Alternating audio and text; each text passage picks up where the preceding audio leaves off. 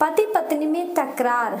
एक पति पत्नी में तकरार हो गई। पति कह रहा था, मैं नवाब हूँ इस शहर का, लोग इसलिए मेरी इज्जत करते हैं और तुम्हारी इज्जत मेरी वजह से। पत्नी कह रही थी, आपकी इज्जत मेरी वजह से है, मैं चाहती हूँ आपकी इज्जत एक मिनट में बिगाड़ भी सकती हूँ और बना भी सकती हूँ। नवाब को तेज आ गया और बोला, ठीक है दिखाओ मेरी इज्जत खराब करके। बात आई गई हो गई। नवाब के घर शाम को महफिल जमा थी। दोस्तों की हंसी मजाक हो रहा था कि अचानक नवाब को अपने बेटे के रोने की आवाज़ आई। वो जोर जोर से रो रहा था और नवाब की पत्नी बुरी तरह से उसे डांट रही थी।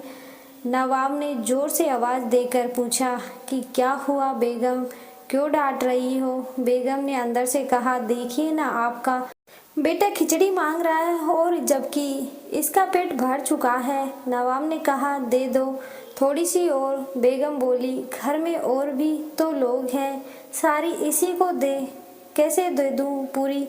महफिल शांत हो गई। लोग कान फूसी करने लगे और कैसा नवाब है, जरा सी खिचड़ी के लिए उसके घर में झगड़ा होता है। नवाब की पगड़ी उछल गई। सभी लोग चुपचाप उठकर चले गए। नवाब उठकर अपनी बेगम के पास आया और बोला, मैं मान गया, तुमने आज मेरी इज्जत को उतार दी। लोग भी कैसी कैसी बातें कर रहे थे, अब तुम यही इज्जत वापस लाकर दिखाओ। बेगम बोली, इसमें कौन सी बड़ी बात है। आज जो लोग महफिल में थे उन्हें आप फिर किसी बहाने उन्हें निमंत्रण दीजिए। नवाब ने फिर सबको बुलाया। बैठक और मौज मस्ती के बहाने सभी मित्रगण बैठे थे। हंसी मजाक चल रहा था कि फिर वही नवाब के बेटे की रोने की आवाज़ आई और नवाब ने आवाज़ देकर पूछा, बेगम क्या हुआ, क्यों रो रहा है हमारा बेटा। बेगम ने कहा, फिर वही खिचड़ी खाने की जिद कर रहा है।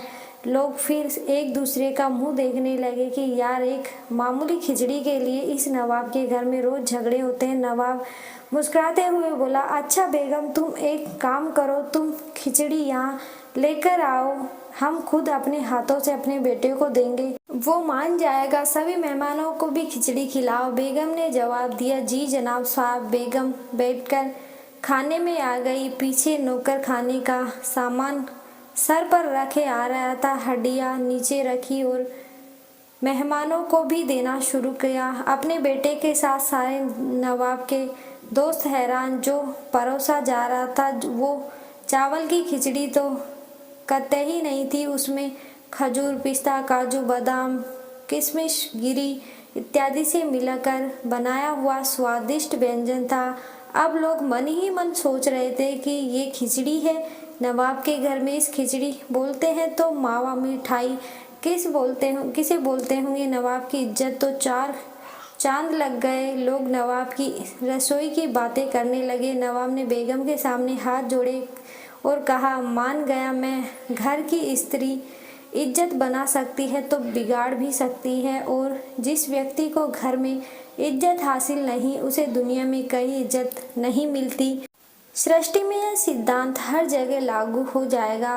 अहंकार युक्त जीवन में स्त्री जब चाहे हमारे अहंकार की इज्जत उतार सकती है और नम्रता युक्त जीवन में इज्जत बना सकती है। वीडियो अच्छी लगी तो वीडियो को लाइक करें, चैनल को सब्सक्राइब जरूर करें। धन्यवाद।